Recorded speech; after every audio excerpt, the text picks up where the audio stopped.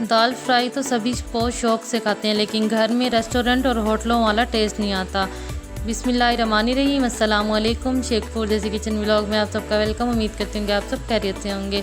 आज जो आपके साथ रेसिपी शेयर करने जा रहे हैं, बहुत ही मज़ेदार दाल माश की रेसिपी, जिसको बनाना बेहद आसान है। बिल्कुल रेस्टोरेंट स्टाइल, ढाबा स्टाइल आपके साथ रेसिपी शेयर कर रहे हैं। तो करते हैं रेसिपी को स्टार्ट। सबसे पहले हमने 1 पाव दाल माश लिया। इसको हमने 2 से 3 घंटे के लिए पहले से ही भिगो के रख देना है। उसके बाद यहाँ पे हमने लहसुन अदरक का पेस्ट लेना है 3 टेबलस्पून, 2 अदर टमाटर, 3 से 4 सब्ज़ मिर्चें।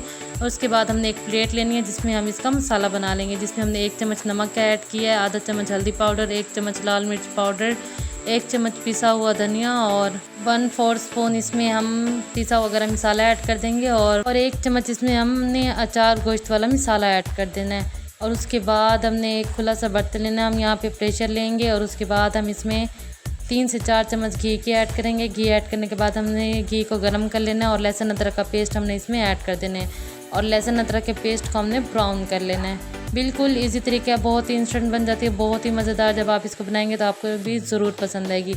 5 से 6 मिनट गुजर जाने के बाद माशाल्लाह से लहसुन अदरक का पेस्ट ब्राउन हो चुका था। तो उसके बाद हमने इसमें टमाटर और सब्ज़ मिर्ची ऐड कर देने। टमाटर सब्ज़ मिर्ची ऐड करने के बाद हमने इसको अच्छी तरह से मिक्स करना है। और उसके बाद फिर हमने इसमें थोड़ा सा पानी ऐड कर देना है ताकि मसाला जले ना। पानी ऐड करने के बाद हमने इसको 2 मिनट तक पकाना है। और फिर उसके बाद हम इसमें जो हमने मसाले बना के रखे थे वो हम इसमें ऐड कर देंगे।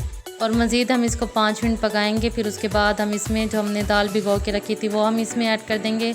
और दाल और मसाले की हम अच्छी तरह से बुनाई कर लेंगे। जब आपने देखना है कि मसाले में बबल्स बनना शुरू हो जाएं तो फिर उसके बाद हम इसमें पानी ऐड कर देंगे।